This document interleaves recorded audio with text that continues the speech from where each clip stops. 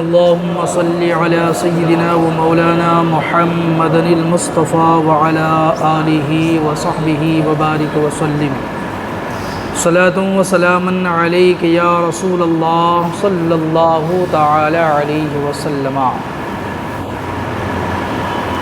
اللہ تبارک و تعالی کا فرمان کل نفس ذائقۃ الموت،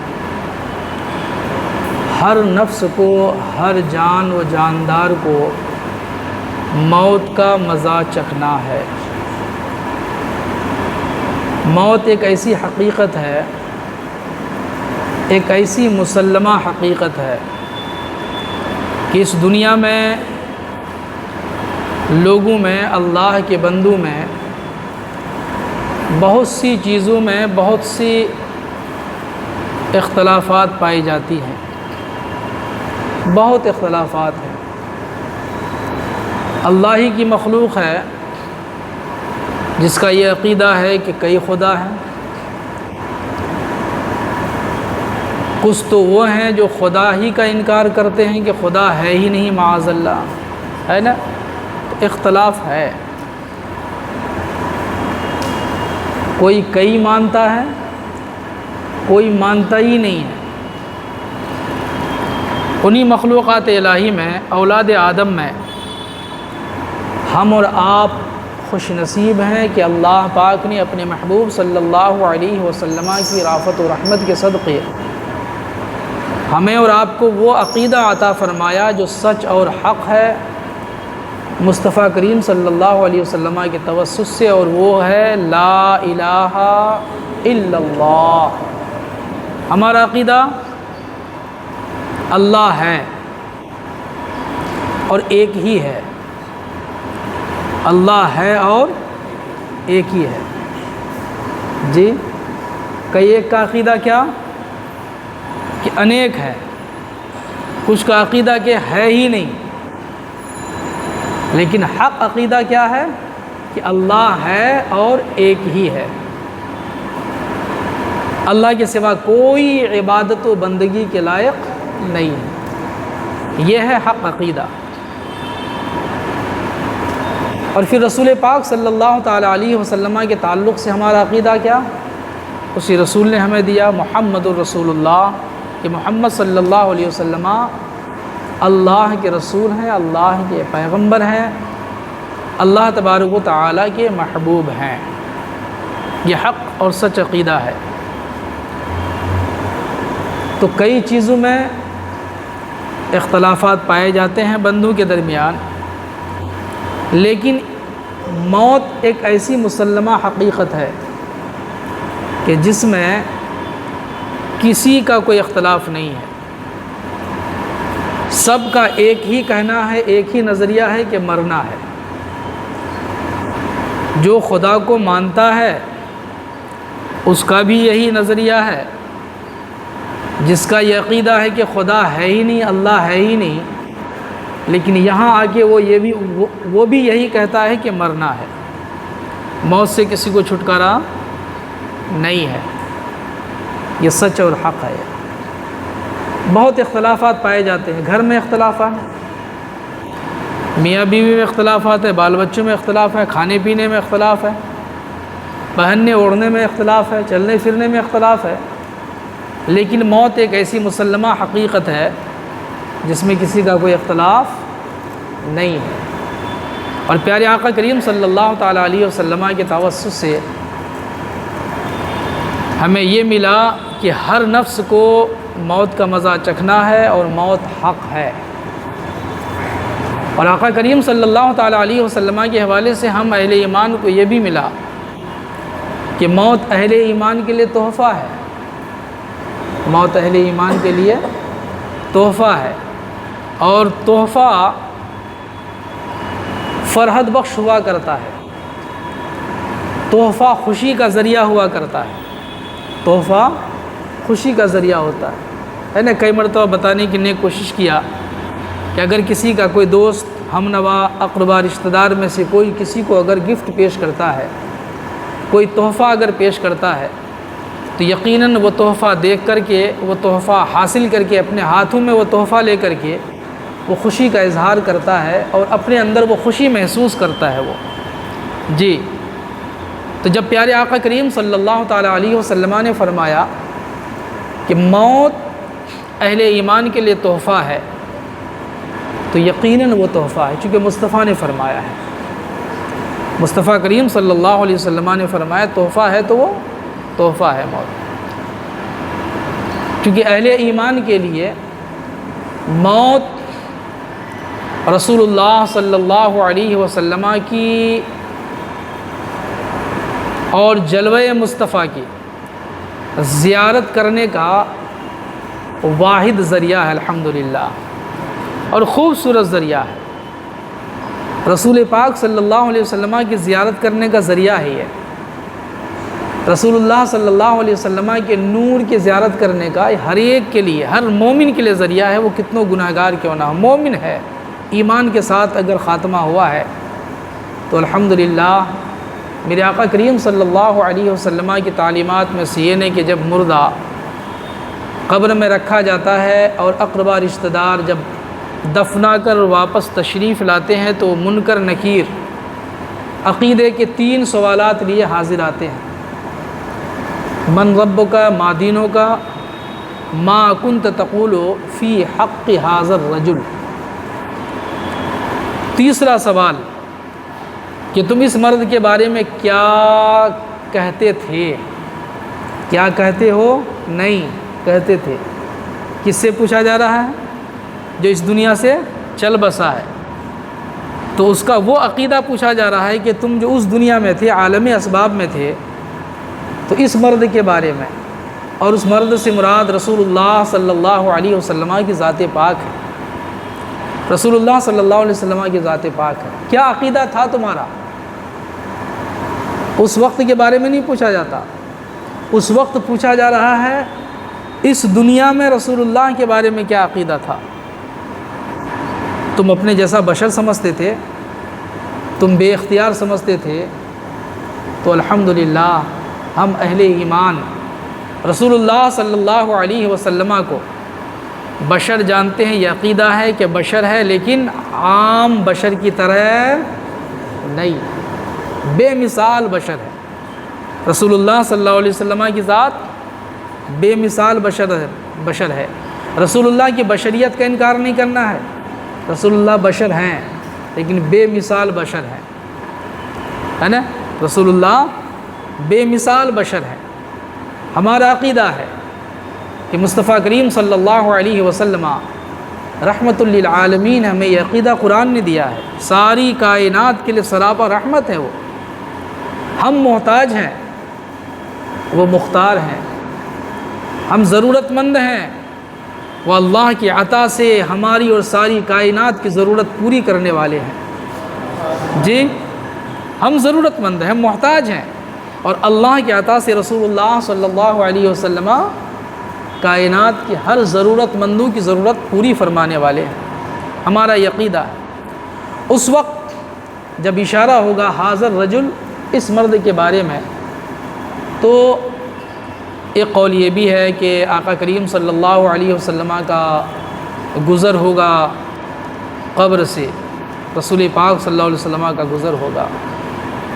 جی اس وقت مومن اپنے ماتھے کی آنکھوں سے آقا کریم علیہ السلام کی زیارت کرے گا، سبحان اللہ۔ تو جو آقا کریم صلی اللہ علیہ وسلم کی زیارت کا ذریعہ ہو، وہ تحفہ نہیں تو کیا ہے وہ؟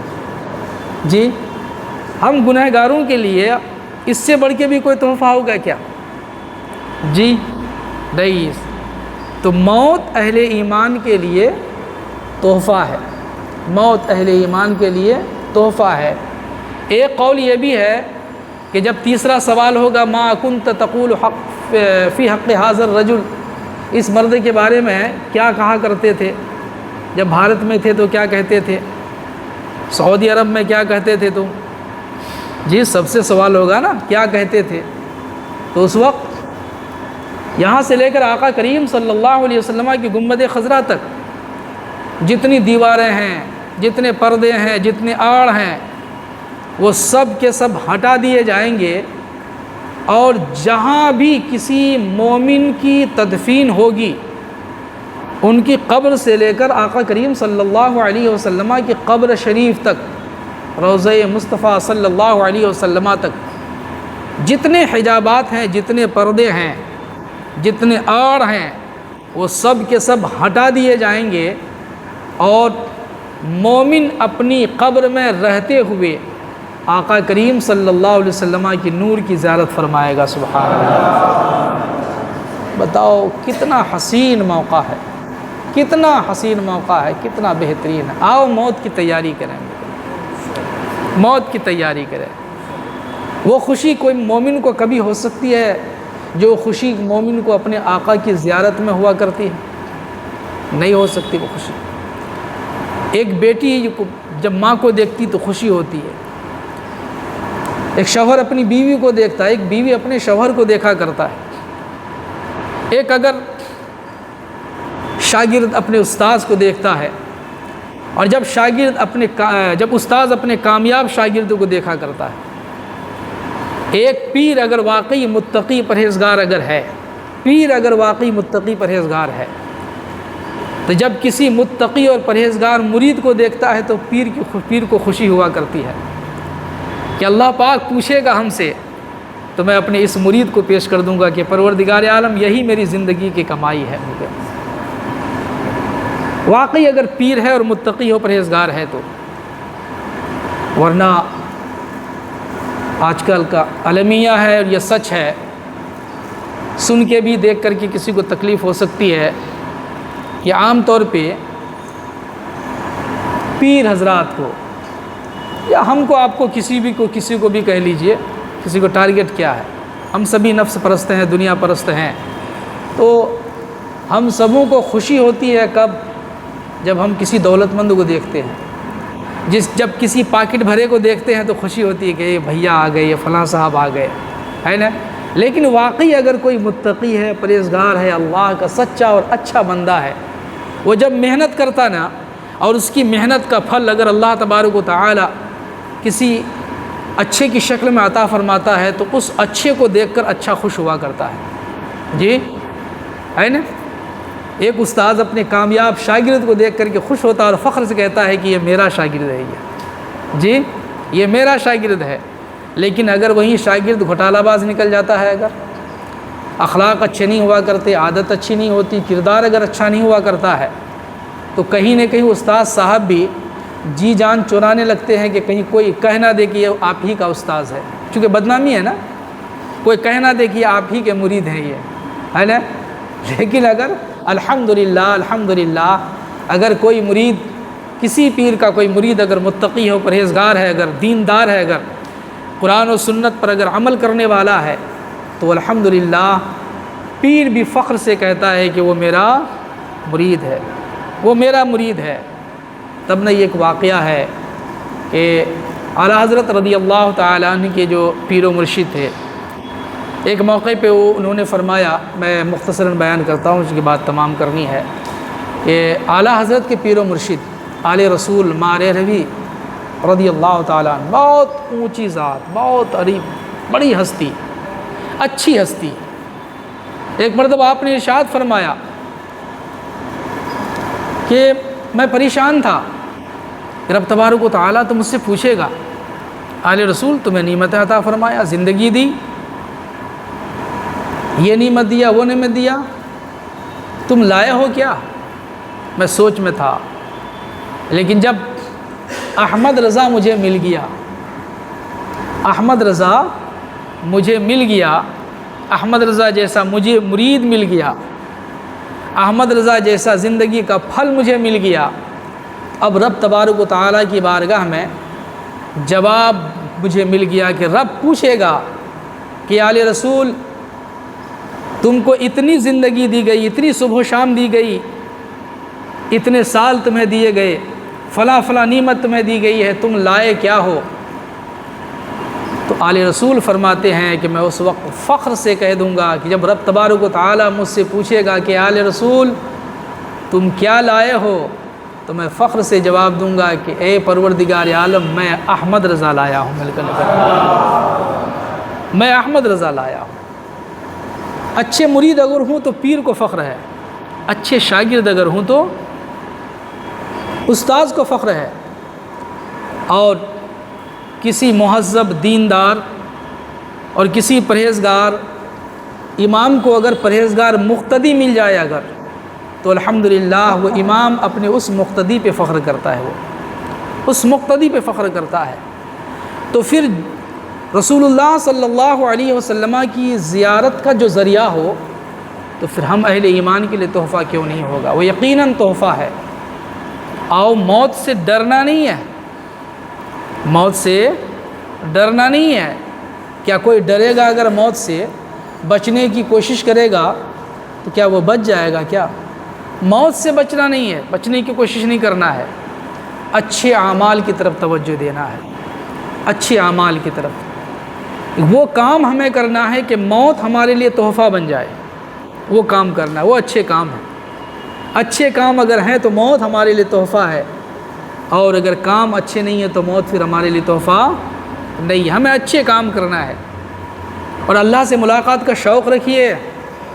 آخری بات پیش کر رہا ہوں حدیث مصطفیٰ صلی اللہ علیہ وسلم کے حوالے سے، اللہ سے ملاقات کا شوق رکھیے بھائی، ایک دم تگڑا انداز میں۔ واہ میرے آقا کا کرم، رسول پاک صلی اللہ علیہ وسلم کی بے پایاں رحمت ہے کہ اللہ کے رسول صلی اللہ تعالیٰ علیہ وسلم نے ہم بندوں کو، ہم امتوں کو رب سے ملاقات کا ذریعہ عطا فرمایا۔ الحمدللہ اللہ سے ملاقات کا شوق رکھیے۔ میرے آقا کریم رؤوف رحیم صلی اللہ علیہ وسلم ارشاد فرماتے ہیں، من احب لقاء اللہ احب لقاؤہ ومن کرہ لقاء اللہ کرہ لقاؤہ۔